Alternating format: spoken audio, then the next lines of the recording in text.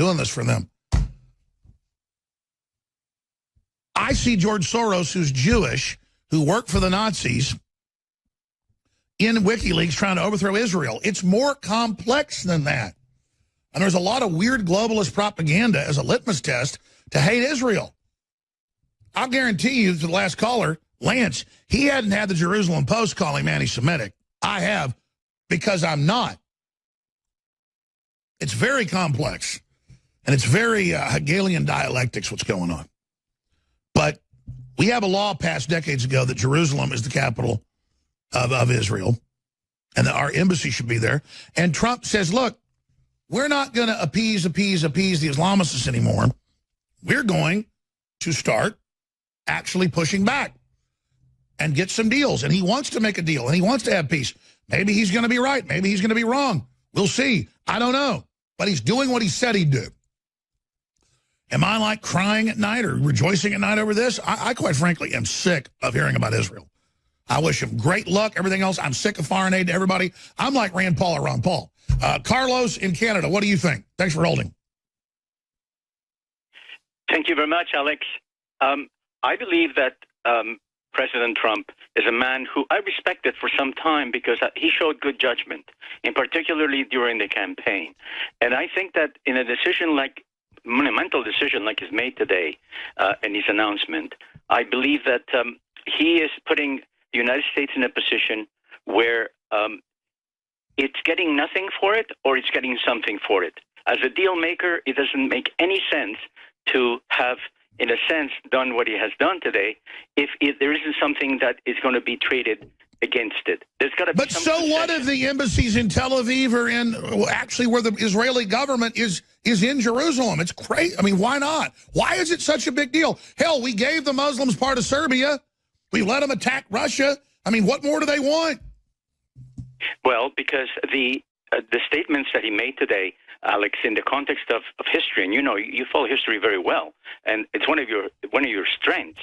And I believe that if you consider the statement that Jerusalem is the capital of Israel, then Jerusalem is all of Jerusalem, not just part of Jerusalem or east or west Jerusalem. That's the first issue.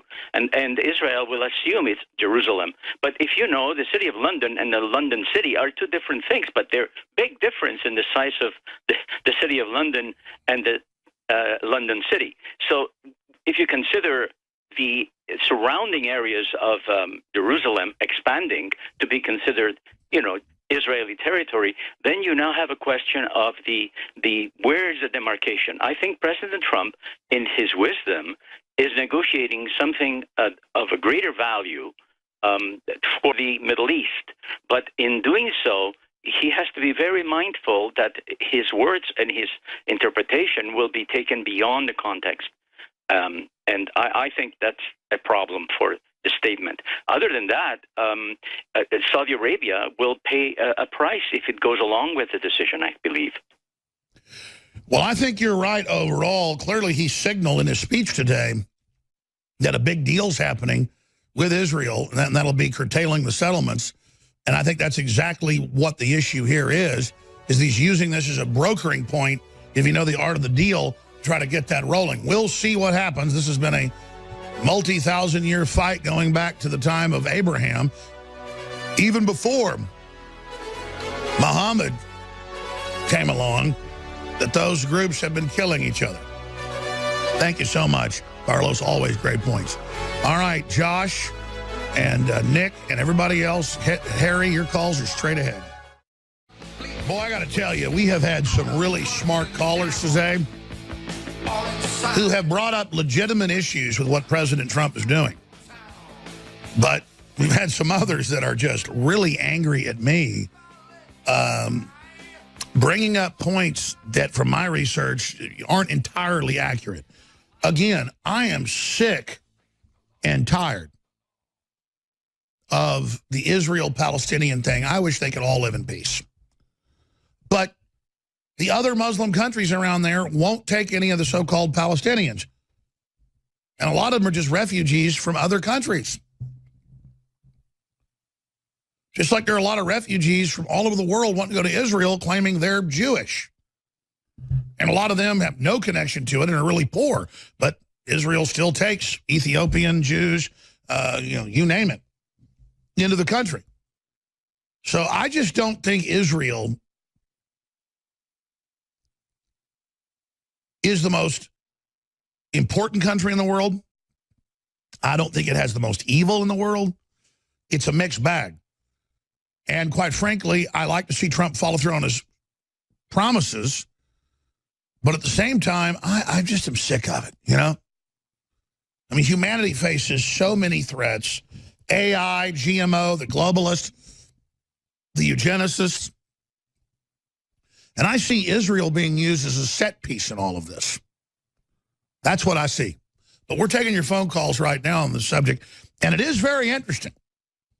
Make no mistake. And absolutely, with Carlos, if you missed the last caller, Carlos in Canada made the point. Trump, if he doesn't have some deal and isn't getting concessions and isn't developing a peace deal through this, then there's no interest for the U.S. But Trump said in the speech that they've got a peace deal behind the scenes cooking, but this is the opening salvo in that. We'll see what happens. But they already have their government meetings in Jerusalem. So how is officially having the meetings there, just on paper, how is that this big giant thing for Erdogan, who's told Europe, you do what I want or I'll flood you with 50 million more Muslims? He just said that 6 months ago and last week again. I mean, he just kills thousands of people every few weeks. He just mows down Kurds, lines up and kills whoever he wants, tortures people, stages elections, stages coups, gets involved in our internal affairs. We've got a giant Muslim population that's doubling every 15 years or so. And it wants to take over. And it's got an ideology that wants to take over. And it's got a lot of money because it's got a lot of oil. And we have to decide whether we're going to let Soros, the EU, the Vatican, and the globalists turn us into a socialist, globalist / caliphate. A triad. That's their plan. That's their program. Russia sees it. They're encircled. Russia's drawn a hard line against it. That's another reason the globalists hate Russia. Because Russia is more Western now, even though it's not classically Western, than the West. The West has morally gone to sleep and forgotten what it is and has been overrun by globalist, opportunistic tech giants that don't want any culture. They just want total infighting so the big computer takeover can happen while men and women are fighting with each other and black versus white and Muslim versus Christian. But just because I don't want to fight with Muslims doesn't mean they haven't created a war. Doesn't mean the globalists haven't engineered something like this that we've got to deal with now. I want to go to your phone calls. Who's been holding the longest here? John in Wyoming. John in Wyoming, then we'll go to Harry. John, thanks for holding her on the air. I've got a couple of points that'll back up what you've been saying this morning. Number one, in 1915, when my mother was a little 5-year-old girl, she and her older brother and their father and their pregnant mother had to leave Constantinople, which is in Asia Minor, and come to Ellis Island because the Turks, during the time of World War I, were busy slaughtering 250,000 Greeks and 1.5 million Armenians because the Greeks and Armenians were Christians, period. Now, another thing, fast forward to 1982 during the Lebanese Civil War. Lebanon in 1982 was a Christian nation. It was the only Christian government in the Middle East. And they had an arrest warrant out for Yasser Arafat, who was a longtime bloody, murdering terrorist. And Ronald Reagan gave Yasser Arafat safe passage out of Lebanon on a United States Navy warship in 1982, despite the fact that the Lebanese wanted to arrest him and try him on terrorism charges. We gave him a safe passage out of there, and it was Reagan and Maggie Thatcher who engineered the overthrow of the Christian government in Lebanon and replaced it with a Muslim government. Now, look what happened earlier this year. At a peaceful protest in Washington, D.C., those Turkish thugs who work for the Turkish embassy in D.C. attacked a number of Americans, punched them and kicked them, even kicked them in the face because they were there protesting the Erdogan regime and all of the garbage that's going on. That's right. They went across the street to beat up Armenians that dared protest against them and others. You bet. And that's the thing. These were peaceful protesters. They weren't there to start any violence or anything like that. And the Turkish thugs attacked them, and our government did nothing to arrest them or deport them back to Turkey. The Turks are thugs. Remember, they sided with the Germans in World War I. They were German allies in World War I. They sided with the Kaiser. And in World War II, although the Turks were technically a neutral nation, they still sided with Germany. They still sided with Hitler. And so now the EU and Merkel are openly saying we're going to replace Europeans with Turks and are in a public alliance. There's been over a 100-year plan by German aristocracy to replace Germans with Muslims. I mean, these are official plans. I don't think people know history like you do, but it's absolutely true. You're right, Alex, because here's the thing to remember. Remember, people, the British royal family is not British. They are German. As a matter of fact, Queen Victoria, who died way back in 1901, was the aunt of Kaiser Wilhelm, Germany's leader during World War I. Kaiser Wilhelm was her nephew. And so they changed their name from Saxe-Coburg to Windsor after Windsor Castle around 1947 because it became increasingly suspicious. By the way, John, this has only happened about 5-6 times. It was a project I had. I got busy. I never did it. We get overwhelmed. There's only 5 or 6 people that have called in over the years. You only get in maybe once a year or something. And I said, I want your name. I want your number if memory serves. And I want to get you on as a commentator. But I don't think we ever called you, did we? No, sir. We're getting your number right now. And I'm going to start having you on a segment every week with us if you'll do it. And I don't know if Nico ever saved the other names. It's my fault. I have these ideas, never do it. But it just you got your history better than I do even. You're smart. You got a great voice. We need folks like you to come on air with us. So I promise this time we're going to call you. We're going to start setting you up. Next week you'll be on if you can do it. But separately, just Alex, finish up. I'd be delighted. I'd be delighted. And like you were the guy that was there in 1980 at the convention and all that, right, too? Right. Yeah. You've been calling in like 15 years. So in the minute we've got left, I think Trump just said, listen, we're not surrendering to Islamic garbage anymore. Well, I think Trump is being a real president and not a shill for the CFR the way that all of his predecessors have been. And they really want to get him, don't they? They want to get him. They will go to any length, including assassination, to get rid of the best president that we've ever had. You think he's better than Washington? I think he is because Washington did not have the challenges facing him that President Trump has today. I was about to say, but Washington may have been a greater man, though, the whole career militarily and president combined. But as president, I got to say, I mean, Trump is already faced down the globalist. I mean, I would put him co-equal with Washington at this point. Stay there, John. We're getting your name and number again. You're going to come on this week. All right, we're going to be going to your calls. Boom, boom, boom. Now I want to get to everybody responding to Trump announcing they're going to move the U.S. Embassy from Tel Aviv, where it really already is, but a bigger one, in Jerusalem, and the whole world freaking out.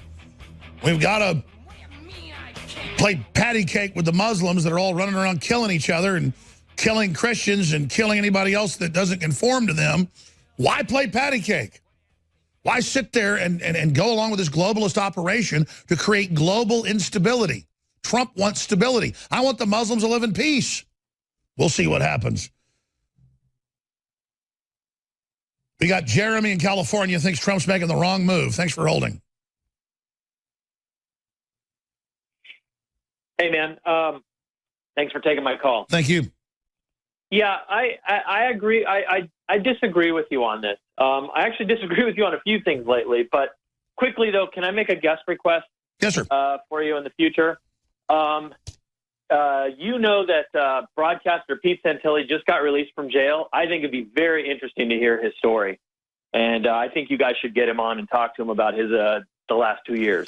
Well, I did not know that he was one of the people arrested in the whole Bundy thing, and I think that they overcharged him, and I don't think he really did anything wrong. And it was pretty frightening to see that happen. So I was unaware of that. So I'll look into that. Now, go ahead and get to your point on Trump. The point is with regard to this, doing this now. Doing this now, it's kind of like one of those things where you ask, who benefits? Does the American citizen? Does this make America great again? And when we're still dropping bombs, when we're still engaged in Syria, when a war with Iran looks like it's more on the horizon now than it did 10 years ago, and now we're doing this, and it's like, Trump, okay, fine. He's really good at one thing, we know, and I know you may not like hearing this, but he's good at trolling, and he's good at trolling the world. And I think that right now this is a trolling move, and Schumer backs it, and we know Kushner backs it, and these people that definitely have a relationship with the Israeli government. I mean, when Benjamin Netanyahu was here for a joint press conference with President Trump, he singled out Jared Kushner in that press conference. So well, he certainly did that, but I don't think Netanyahu likes Senator Schumer. I mean, the whole leftist arm of the Israeli government is trying to get rid of Netanyahu right now. But listen, I appreciate your call. You say you disagree with some of the stuff I'm covering. Trump's being bold. He shut down those countries that don't have real passports. He shut down the UN program where they say who we take in. We should say who we take in. And Israel's not going anywhere. They got nuclear weapons, and they're not our enemy. Leave them alone. I don't think Israel should keep expanding the settlements and all the rest of it. I think that should stop. But every time they get attacked, they expand again. And I kind of get that, where you push me, I'm going to get more aggressive. But it's just we've played all the politics too long here, okay? But I hear what you're saying. Who's up next here? Josh in Oregon. Josh, thanks for holding. Go ahead. Hey, thanks for taking my call, Alex. So I think it's pretty funny because, you know, I'm old enough to remember that it wasn't too long ago when Trump was apparently an anti-Semite. Oh, exactly. Yeah, and we had, we had those false flags where you had the threat to bomb the Jewish place, and then that turned out that was a leftist Jew. Absolutely, and I mean you see this time and time again. But I think it's kind of interesting that people, the idea is that Trump is literally Hitler. But when you look at who classically and historically aligned with radical Islamists, at least politically in the sense that they wanted to eradicate the Jews, it was Hitler. That's a good point. Here in Austin, I watch how liberals love Volkswagens and liberals love Audi. Those are the same companies created by the German government and Hitler. He created the Audi symbol and the symbol for the Olympics and the Volkswagen symbol and the first drawing of the Volkswagen Bug. Now, look, imagine if I was driving a car designed by Hitler, they'd say I was a Nazi. But the left loves socialism. They love command and control. They love Nazi cars. They love Islam like the Nazis. This morning, I was thinking the exact same thing. Their taste, the Antifa uniforms, everything they do, they just love it, don't they? Oh, absolutely. I mean, you should actually make an Antifa brown shirt, like for the store. Oh, yes. I think that would be kind of funny, just mocking them. But I think what people are kind of overlooking here is the level of political courage that this took for Trump to do. I mean, it truly is amazing. You know, people say that he's not, you had Joe Scarborough saying he's not worried about his legacy, old Psycho Joe. It's just ridiculous. I mean, this is a guy who's really putting himself out on the line, putting his neck on the line, and really making a very controversial move. That's his own decision, and he is his own man. It's just incredible, to see these attacks.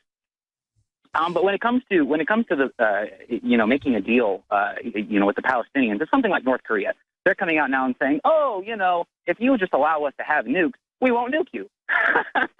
It's like, well, exactly. But let me throw this out there since you're making the point. You can just type in world map of Muslim countries. And if you just look the last 50 years, it's spreading everywhere and they kill everybody. They take over. It looks like tentacles going into Europe and Asia, and it's all over the place. And they've killed something like 140 million Hindus. I mean, that's why the Indians love Trump so much. And it's the craziest thing ever to see it. And then there's this little bitty place, Israel. They want to turn that green or red if it's Muslim areas in red. And it's just crazy. Again, he's saying the march is over. The takeover is over. The jihad is over. The crusades are beginning. And that doesn't mean we're going to invade you and kill you. It means we're not going to, because the globalists were running the radical Muslims and running the other side. The globalists have been playing both sides of this, and Trump is pragmatically saying, it's over, we're not doing it anymore. And that will make it better for the Muslims. Go ahead. Oh, yeah, no, absolutely. Just like you've alluded to many times, when it comes to the Middle East, the number one target of radical, Islamic terrorism is other Muslims. So absolutely. I don't wish harm on anybody. I don't need to hate some group just so I feel good about myself. The left globally is allied with the most radical form of Islam. It's powerful. It's growing. It's a clear and present danger. And yes, the globalists were manipulating Islam to take our rights away and letting them come in and attack us. I want that over too. I want the whole thing. The staged events, the false flags, the funding radical Islam, I want it over. And so does Trump. God bless you. I appreciate your call, Josh. I haven't gone to Nick in Detroit or Patrick or Harry. And Harry's been holding forever. Oh, my gosh. Harry, go ahead. From PA. You're on the air. Yeah, hi, Alex. Love the show, love the products. But what I'm going to get at is that what Trump did today, moving the embassy to the holy city of Jerusalem, was a very coordinated effort, because we know the reaction that's going to come from the UN. They're going to keep pushing the narrative of Israel being the aggressor in the area, and what you just touched on is no, they don't. They get attacked and they expand a little bit. But what I think Trump has done is to get ahead of that is, just as we know, just last week he retweeted a bunch of videos that shows Islamic aggression throughout the world. So he defeated the UN's response to what he did preemptively. You're a genius. Stay there. We're going to come right back to you. I want to hear more on that. Go ahead. We've got 2 plugs to get to today. Products at InfoWarsStore.com. Great place to shop for Christmas. Beat the lines. Not fight the traffic. Get high-quality supplements, high-quality water filters, air filters. Patriot Apparel.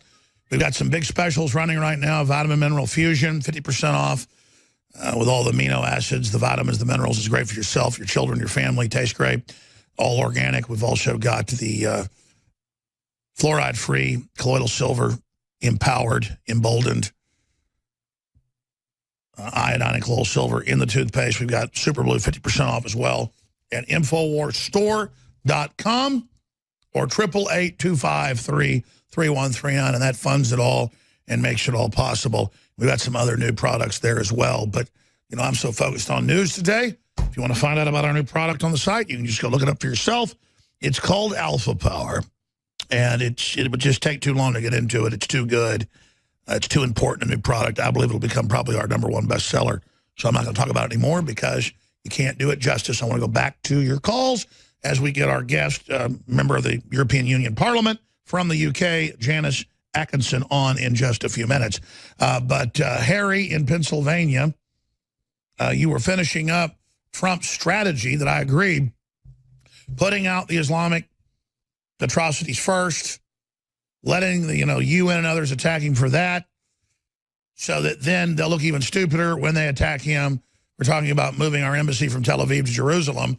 But as he said today, as a way to then have an opening debate about how to really negotiate a real and lasting peace. Because as far as the Palestinian Authority and others are concerned, Israel existing is a non-starter. And here's the deal. Everybody wants you to take sides. I'm on the Palestinian side or the Israeli side because I'm neither one of those groups, but I can geopolitically look at it. Israel's got nuclear weapons. They're not going anywhere. It's like North Korea, and I'm not saying Israel's like North Korea, but I mean, North Korea has crappy nuclear weapons. They're not going anywhere unless they pull something. And I mean, again, it's like, start a war with Israel? I mean, who's going to do that? The Arab states again? It's just crazy how we've gotten to this point. So go ahead and finish up your point.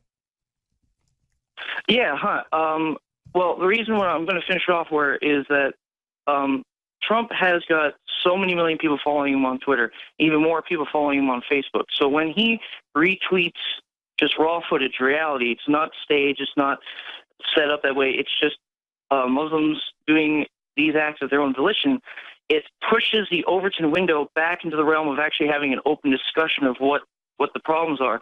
And he pretty much, today's actions are a signal flare going out to everybody saying, this is now official. We are now standing with our allies, and we need to get this narrative, which is completely backwards, that the fact that that Israel is the aggressor in the area, when that's completely not true. That's complete fabrication. That's pushed by the UN, pushed by certain members of the EU, and Trump has pretty much destroyed that, and now we can actually have an honest discussion about what's going on. Well, if you look at maps globally of Islam's spread across the world, anywhere it gets control, it then pushes out everybody that isn't Islamic. And so there's Israel right in the middle of the hornet's nest. And then you can see the Islamic invasion points in Europe in the pincer attack through Turkey and then through Albania. And it's a very, very serious situation. And again, I'm not wanting to fight with the Muslims. This is a fact. And it's become a politically correct litmus test when they carry out attacks or you name it, to not even say it's an Islamic attack. And the biggest victims of Islam are people under its control. So I hope for its reformation. Wow, she's an amazing lady. I've seen many of her speeches on YouTube in the European Union Parliament. They say she could be the next Margaret Thatcher. I hope she is.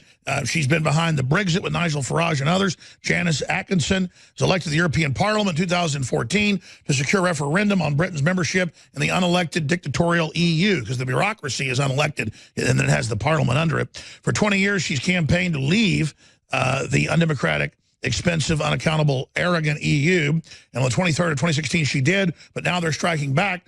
And we see nationalism, populism exploding everywhere. So Janice Atkinson at janiceatkinson.co.uk. Thank you so much for coming on with us today and to give us a report on the state of the EU and where this fight's going. Thanks for joining us. Good afternoon, Alex. Glad to be here. I'm in DC. I'm here with a delegation from the Parliament. I'm the fly in the ointment here. We've been up on the Hill speaking to various senators. There's the outpouring of grief from the Democrats who are just still in denial about Trump. I mean, we think he's fab, absolutely fab from the so-called populist side of things. You know, there's been a real earthquake in the EU. First of all, it was Brexit, and then they got Trump. They're in complete and utter meltdown. And some of the Republicans up on the Hill as well. We do have some friends, and we're very pleased to be here. And, you know, look what your president has done. Since I've been here, you've got the tax cuts through. Fantastic. My colleagues actually don't get tax cuts. They're sitting there scratching their head, wondering, tax cuts? Cuts? No, we increase taxes to pay for our green pet projects and our transgender issues. It's so refreshing to hear some of the Republicans rejecting that. And they really don't get that if you start reducing taxes, corporation tax, and also taxes on the ordinary people, then, you know, your fiscal drag will go down, your GDP will go up, people have got cash in their pocket, they spend it on their families, they spend it back into your economy. They really don't get that. All they understand is taxes going up. And while we've been here, I think Trump has now declared, I can't remember because I've been travelling for the past half an hour, but he's declared that you're moving your embassy to your US embassy to Jerusalem. Yes. I wish my own Prime Minister would have the guts to do that, to stand up for our biggest allies in the Middle East. What else has Trump done this week? He's done pretty well. We support him on the populist right. Absolutely, and he's breaking the back of political correctness, because it seems like Europe, the UK, the US have been whipped by political correctness, by all of this anti-liberty, anti-capitalism. And then you see Linda Sarsour and all these really radical Palestinian groups funded by George Soros, not just here, but in your country and other areas, literally telling us we have to capitulate to Islam. I was never even on the bandwagon freaking out about Islam. I mean, I came late to that when it just got so out of control. And I see what's happening in the UK and the total capitulation of Germany to it. It's bizarre. Yeah, it is. I mean, time and time again, we try to call it what it is on our side of politics is radical Islam. They dare not speak its name. They have got the borders open. They can't secure their external borders. They've got Schengen, which is a complete and utter free movement of people. They reckon that, if this is the EU's figures, 50,000 jihadis have actually slipped through from Syria, Iraq and other places. In my own country, we've had 500 that have rejoined, that have been allowed back in my country. And the answer from my government, let's give them a council house. Let's provide them with housing, when we've got people from our own armed forces that have served in our country lying on the streets because they can't get housing. 8 out of 10 houses that we're building in my country now goes to migrants, and they're not really grateful for this. In my country also, there's a report this week stating how we respond to the current jihadi threat. Now, we've had, over the past few years, 269 deaths. That's just in my country. And this year alone, just in the summer, we had 37 deaths. And 20-odd of those were the mothers and the children that were blown up at the Ariana Grande concert. Janice Atkinson, you're on fire. I want to hear about how we deal with this when we come back, member of the EU Parliament, and where the breakdown of the EU's going because of their authoritarianism straight ahead. The populist explosion is worldwide, and the UK's at the tip of the spear. Stay with us. Janice Atkinson is a member of the EU Parliament from the UK, right in the same area as Nigel Farage with UKIP. JaniceAtkinson.co.uk. I can't wait to get her back up for a full hour sometime to take your phone calls. Roger Stone's coming up in the 4th hour. But I was talking to her during the break saying, what do you want to get into that's most central? And it was the exact questions I had. Why are you in D.C.? That's exciting. What's going on with the jihad threat? And what's happening with the rise of populism? Why do you think it's exploding so fast now, not just with UKIP and the Brexit or Trump, but all over the world, from Latin America to Asia, it's happening. So, again, thank you so much for joining us to break that down. Okay, well, I'm here as part of an official EU delegation. I sit on the EU-US delegation, and we're over here to talk about trade and also transatlantic cooperation. I had an interesting lunch yesterday with Wilbur Ross, and I said, will you restate your commitment to our special relationship? Do you know, the man was absolutely brilliant. He said, absolutely, we will put you at the front of the queue. He said, but I can tell you Brits now, do not sign up to the poison pill trade deal that the EU want to hand over to you. And then he laughed and he said, well, they might send in the EU army. And I said, don't laugh. I'm actually making a speech on that this evening because it's a real threat, them having their designer uniforms with their flags and their shiny new buildings. But they will have tanks and they will have armies, and they are setting up directly in direct opposition to NATO, which is quite dangerous. So we've been having meetings up on the Hill. There's been some fantastic Republicans up there. The Democrats are just totally into sort of free fall, snowflake falls. I've been to a Democrat so-called think tank. It's a McCain-funded think tank. They're very pro-EU. They're very worried about the rise of so-called populism, because obviously we have Brexit, and then we have the king of populism, Trump. I was in Trump Tower on election night. I was here campaigning for him with a lot of my European colleagues as well. And Brexitism, Trumpism, and the rise of populism is a direct result of against the elites. The people like Obama, the people like Merkel, the people like Cameron, and now May. They're fed up having this sort of social democrat, almost socialist program put onto them. They feel they're not being listened to. They're not being listened to, whether it's migration, their kids' schooling, whatever the agenda is, it all comes centrally out of America or it comes out of the EU, and they're revolting against this. I mean, in France, we've got my friend Marine Le Pen. She fought the presidency against Macron. She's got 30% of the support. She's not going away, and she is the official opposition to the presidency. My friend Geert Wilders, the head of the People's Party in the Netherlands, he is the official opposition. And in Austria, they've just had a recent election there. The Conservatives will be going into coalition with my friends, the FPO, the Austrian Freedom Party. So across Europe, in the Czech Republic, friends of mine, again, a Freedom Party, they've come from nowhere to having 22 MPs, MPs and 32 senators. It's happening in Greece. You've got a new party there called Nea Dexia, and they are fallout from the Conservative Party, because the Conservative parties, the equivalent of the Republican parties, are not delivering conservatism. And the same is happening in Spain as well, with another group called Vox. So across Europe, there is this explosion of people that want conservatism, but it's not being delivered, Alex. And that's the same thing we're seeing here, where the fake conservatives, allied with the establishment liberals, the globalists, have been holding on so long, but now the revolutions are through the conservative parties with more of a libertarian populist movement that's popular, and that we're winning. So we're not just winning elections, but we're also taking over the old establishment conservative parties, or at least challenging them. And so now they're really fighting, it seems, for their political lives. And it seems like the tide is really violently turned against them. Yeah, it is. And listening to some of the better Republicans up on the Hill this week, I mean, very supportive of us, talking about the nation state, sovereignty, borders.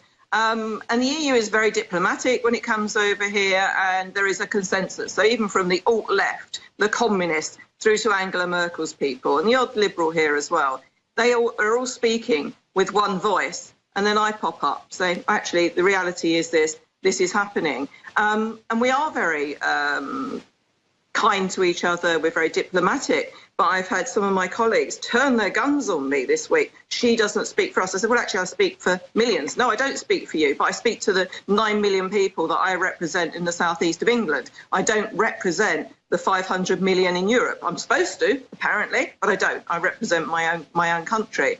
They actually get the nation state. Now, I was at a think tank which is funded by McCain just now. I've just come away from that. I was so dismayed. We're called extremists, we're called xenophobes, etc. And this think tank was saying that they are dismayed at the demise of the socialists. I mean, this is a Republican think tank that is saying that they are surprised and disappointed at the centre-left demise and the socialists. But I don't think they really get what centre-left is in Europe. It's Marxism. In my country, we've got an old granddad called Jeremy Corbyn, who's got to the top of the Labour Party. If we're not careful, then we've got the Marxists taking over my country. And I was about to say, we see a lot of victories for populism, conservatism, capitalism, but the UK, I guess because of the whole coalition government, the way Parliament's broken up, I mean, it seems like May's hanging on, and that if she goes, they bring in really, really nasty Labour, right? Well, I think if the Conservative Party, I mean, they are survivors. So what they need to do is ditch her. She was an absolutely awful Home Secretary, and I do know her personally. When I was in the Conservative Party, they've got to ditch her. They've got to have a leadership. I was about to say, you've got personality. You look good, whole 9 yards. You have a great history. Why not somebody like you? I mean, I know it's another party. Why does she just seems she has like the personality of drying paint? She's not fit for the job. She came through the middle because Michael Gove stabbed Boris Johnson in the back. So we're now going back to sort of ground zero. The Conservative Party have got to have another election of a leader. They've got to dump her. She's incapable. She's actually making a joke of us through the Brexit negotiations. She got some ridiculous little Luxembourgian in Jean-Claude Juncker, who is the president of the Commission. I was about to say, and now she's been bad-mouthing Trump, trying to earn points with the left. That only makes them think she's weak. Well, this is why, and they really don't get this, that populism is on the march, as they call it, because they're not representing the ordinary grassroots of the Conservative Party. Now, at the moment, the grassroots Conservative Party at home, who actually elect the leader, is going for Jacob Rees-Mogg. Now, you should get Jacob on. You know, he's like an old Edwardian type of conservative. I don't think he's yet 40, but he's a real conservative. And what we need in number 10 Downing Street is a Brexiteer. And, of course, Mrs May was a Remainer. So her rivals, such as David Davis and Dr. Liam Fox, who I think the Americans know really well, and he's a great guy, a real conservative. He's our trade negotiator. They're running rings around her, and she's making an absolute fool of us in the Brexit negotiations. And the reason, and the way she's talking about Trump at the moment is really dangerous. You know, as we leave the European Union, if we get a free trade deal with them, great, fine, don't care. If not, we'll go to World Trade Organization rules. And Wilbur Ross said yesterday, and President Trump, you will be at the front of the queue for a free trade deal. So when you have the British Prime Minister berating President Trump for retweeting actually the truth. One of the videos wasn't necessarily the truth, but the others are telling the truth. This is why the parties are turning to right-wing populism and true conservative parties, and that's why the likes of Merkel and May and the Republican conservatives in France are losing ground. And that's a great shame, because they're hemorrhaging votes. The Conservative Party lost an awful lot of votes to UKIP. Until we can unite the right around some decent people like Dan Hannan, Nigel Farage, me, Jacob Rees-Mogg, and Dr. Liam Fox, and people like that. Exactly. They're going to, I mean, even though you're the majority, the fact it's parliamentary, you guys are split up, that's how they're manipulating it. And if you look at this, the EU says we're going to make all the rules. We're an unelected bureaucracy. We've got a ceremonial, group below that you're part of, but you've been elected, so it should be the other way around. Until they stop trying to block that, they have no legitimacy. And of course the UK should want to negotiate its own trade deals. That's completely reasonable. I mean, it's the opposite of authoritarianism. Yeah, it is, but they don't recognise the nation state. I mean, the trade deals, and you wonder why the EU hasn't got many more trade deals around the world. They've got trade deals with very many tiny countries.